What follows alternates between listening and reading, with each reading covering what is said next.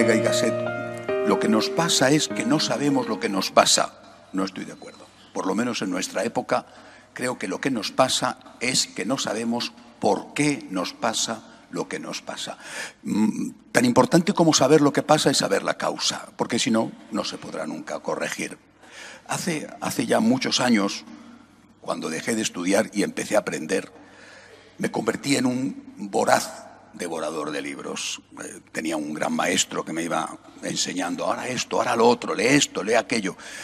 Me refiero a José Luis Martín Descalzo, y él me daba un tomo, una novela, un libro. Cada semana tenía que leerlo y después hablábamos.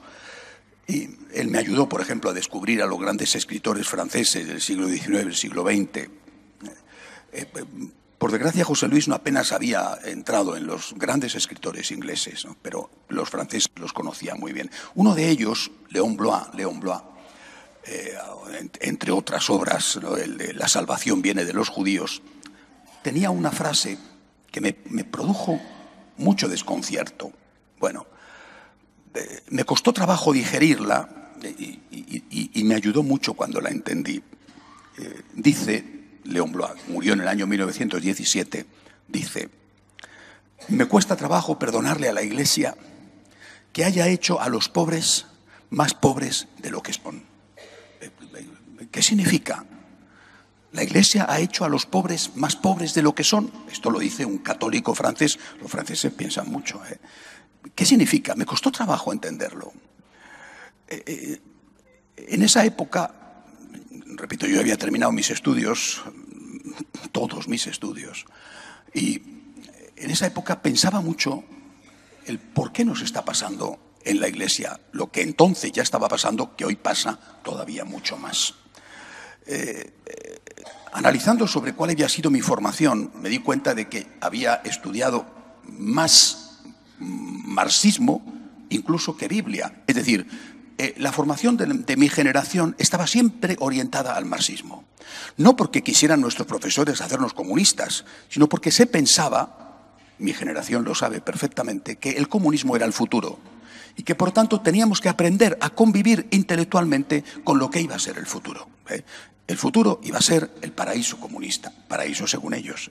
Y teníamos que aprender a debatir, a dialogar, a convivir con lo que iba a ser el futuro. La cosa estaba a punto de caer, así se pensaba entonces. Después lo que cayó fue el muro, pero en aquella época, no olvidéis hasta qué punto toda la intelectualidad europea era de izquierdas, todavía hoy, pero en aquella época era absoluto. Si no eras de izquierdas, no eras nadie. A mí me tocó vivir los últimos años de Franco en la universidad, aquí en Madrid, y correr delante de lo que entonces se llamaban los grises. No porque yo saliera a las manifestaciones, sino porque si no corrías, te daban con la porra.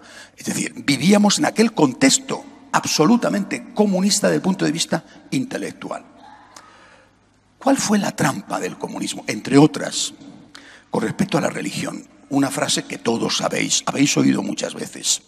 La religión es el opio del pueblo. Una frase típica de Marx con respecto a la religión. La religión es el opio del pueblo. ¿Por qué? Argumentaba Marx. ¿Por qué la religión es el opio del pueblo? Porque entretiene al pueblo con el cielo. Le hace pensar en el cielo. No te preocupes si aquí sufres, porque en el cielo te lo recompensarán. O sea, las bienaventuranzas que acabo de leer. No te preocupes si no te pagan justamente tu salario. No te preocupes si eres un esclavo, si eres una mano de obra barata. No te preocupes si tu marido te pega y eres la señora en la casa. No te preocupes, en el cielo te recompensarán. Esa fue la tesis de Marx. Como consecuencia, por supuesto es una tesis falsa, pero fue aceptada, repito, por la intelectualidad. Es decir, todos aquellos que eran hombres de cultura lo asumían absolutamente. Tardó mucho, pero mucho, en que se abriera dentro del comunismo alguna grieta. Por ejemplo, Ernst Bloch con su Principio Esperanza. La gente pensaba esto, los intelectuales. Y la Iglesia empezó a pensarlo también. Y empezaron a reaccionar a la contra. ¿Que la religión es el opio del pueblo? Mentira. Os lo vamos a demostrar. ¿Y qué hizo la Iglesia, y no solo la Iglesia católica, para demostrar que eso era falso? Pues meterse de lleno en el mundo social. Vamos a demostrar que no es verdad que la religión es el opio del pueblo, y para eso vamos a comprometernos con las causas políticas, con las causas sindicales. Vamos a comprometernos, depende de los países, ¿verdad? A veces también con la revolución, pienso Latinoamérica, la teología de la liberación. Y así vamos a demostrar que la religión no es el opio del pueblo, sino fermento de cambio. Esto es una rápida síntesis de la segunda mitad del 19, del 20. Pero hay más, algo peor todavía que esto. Como nos acusan de que la religión es el opio del pueblo porque hablamos del cielo, bienaventuranzas, repito, lo que hay que hacer es dejar de hablar del cielo. Ahí es donde ya entramos en picado. Ya no hay que hablar del cielo. Ya no hay que hablar del cielo, todo en la tierra, todo aquí, aquí. Aquí los premios, aquí los castigos, todo aquí. Y si ya no hablamos del cielo, evidentemente tampoco hablamos del pecado, ni del juicio. Es decir, de que un día te vas a encontrar con nuestro Señor, amoroso, Padre, pero al fin Señor y juez, y te va a decir: lo que has hecho el más pequeño me lo has hecho a mí, y lo que no lo has hecho no me lo has hecho a mí. Ven bendito de mi Padre o vete maldito de mi Padre. No hablamos del cielo, no hablamos del examen, no hablamos de la justicia divina. Es decir, hemos hecho, probablemente con la mejor buena voluntad, pero hemos hecho una religión atea. Y no renuncio a la palabra. Con la mejor buena voluntad, una religión atea. ¿Por qué? Porque es una religión, como se llama, inmanente. Todo tiene que hacerse en esta tierra. El cielo, si existe, y si existe solo para unos y no para todos, largo me lo fiáis. Como no somos el opio del pueblo, todo tiene que ser social. Iglesia, ONG, actividades sociales. Pero nada de predicar lo que sea moral, salvo la moral social, prácticamente ninguna. La consecuencia es espantosa, repito. Porque, primero, estamos yendo en contra de Jesucristo. Las bienaventuranzas son una continua apelación al cielo. En el cielo se nos va a pagar. Si no creemos en el cielo, entonces ¿en qué creemos? Primero, contrarios a las enseñanzas de Jesucristo.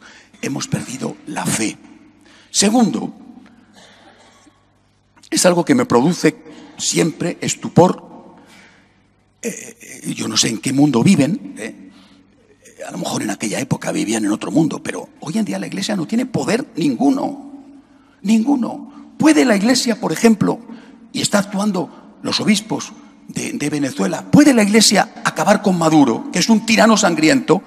Pues no, pues no. O sea, si es que nuestro poder es muy pequeño, algo es, puedes tener un comedor para transeúntes, puedes tener, donde los tienes, hospitales económicos, digo, donde los tienes, puedes tener colegios donde los tienes, económicos. Bueno, sí, pero esto son gotas de agua en el océano. Es decir, la Iglesia se lanza a hacer obras sociales que ha hecho siempre. Por otro lado, ahí están los fundadores de las órdenes religiosas, y se olvida de hacer aquello que solo ella puede hacer y que solo ella debe hacer, que es preparar a la gente para una realidad, la realidad del cielo o del infierno. Cuando yo voy a la compra, soy el que hago la compra, miro en el producto la fecha de caducidad. Creo que lo hacemos la mayoría, sobre todo si están en oferta. Todos nosotros tenemos una fecha de caducidad. No está escrita, no la llevamos en la piel. Sería terrible, Pero todos tenemos una fecha de caducidad. Todos vamos a morir. Y esto no nos lo dice nadie, pero es la realidad. Se mueren los nuestros. ¿Y no nos va a tocar a nosotros? ¿Cuándo? No lo sé. Nos va a tocar. Oiga, nos va a tocar. Y si no hay vida eterna, lo hemos escuchado en la segunda lectura de boca de San Pablo, somos los más desgraciados de los hombres. Si Cristo no ha resucitado, es decir, si no hay vida eterna, somos los más desgraciados de los hombres. Pero dice San Pablo, pero Cristo resucitó. Pues tendremos que decirlo, porque esta fecha de caducidad que tenemos, el día de nuestra muerte, no es la definitiva. Vamos a vivir eternamente, para el premio o para el castigo. Tendremos que prepararnos para esto. Yo no puedo resolver, y ya quisiera, los problemas del hambre, de la injusticia, de la guerra, de la violencia. No lo puedo resolver. Puedo ayudar a esta persona, pagarle las medicinas a ese venezolano. Puedo ayudar al otro. Sí, una gotita de agua, una gotita de agua. En cambio, yo sí puedo ayudar a las personas a que vivan eternamente. encontrándose con Cristo. Y esto es lo que sabían nuestros mayores y nosotros hemos olvidado. Además, pongamos el ejemplo y el caso de la pobreza. El hambre, vale, no es lo único, vale. Vamos a entenderlo mejor si en vez de hablar de eso, hablamos de otra causa de sufrimiento, la enfermedad. Suponte que tienes un magnífico sistema sanitario. En España lo tenemos. No digo que sea perfecto, pero es muy bueno. Y suponte que tienes un profesional excelente, amable además, que acierta en el diagnóstico, en el tratamiento. Estupendo. Pero no es que te curas al día siguiente. Mientras una cosa y otra, tú estás sufriendo. Todo eso no vale para nada. Es decir, mientras tú te curas, alguien tendrá que decirte, dale sentido a tu sufrimiento.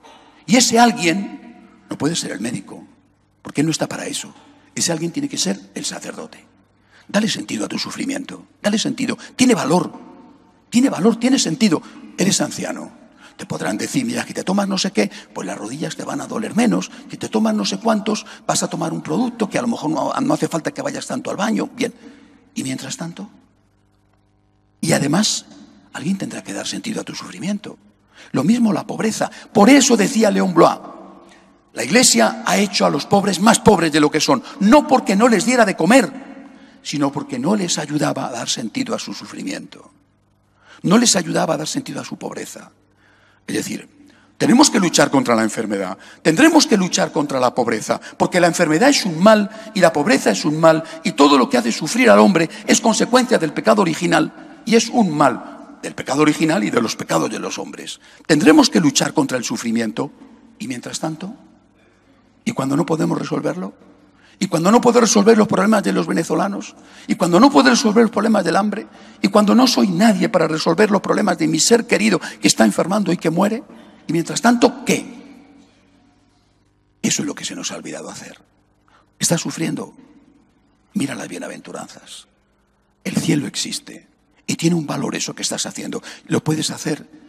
Ofrecer al Señor, unirte al Señor en esa cruz que tienes en ese momento. No eres un paria, no eres un inútil, eres un anciano pero no eres un inútil, eres un enfermo pero no eres un inútil, eres un pobre pero no eres un inútil. ¿Por qué?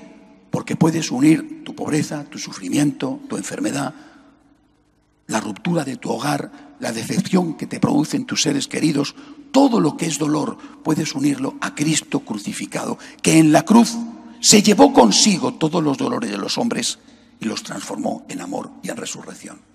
Esto es lo que yo tengo que deciros. Las bienaventuranzas tienen sentido porque hay vida eterna. Claro que tendremos que luchar, repito, contra el hambre y contra la guerra y contra la injusticia. Por supuesto que sí, porque si no el Señor no nos hubiera dicho, dadle vosotros de comer. Claro que tendremos que luchar contra eso. La Iglesia lo ha hecho siempre. Pero mientras tanto, al que tiene hambre, al que está enfermo, al anciano, al abandonado, le dice, estás con Cristo. Tu sufrimiento, tu dolor, tu lágrima tiene sentido y hay recompensa en la vida eterna. Yo no soy comunista y no lo soy, entre otras cosas, porque soy de una generación que le tocó vivir todo el mundo intelectual comunista y me di cuenta de la trampa que había. Muchas cosas vi en aquella época en que tenía 18 años. Tenemos que predicar el Evangelio. Y el Evangelio es esto, las bienaventuranzas. Dichoso tú cuando tienes un problema. Dichoso tú. Vamos a solucionar el problema. Intenta solucionar el problema. Vete al médico, toma las medicinas. Pero dichoso tú cuando tienes un problema, porque puedes unirte a Cristo y Él te lo recompensará en la vida eterna. Que así sea.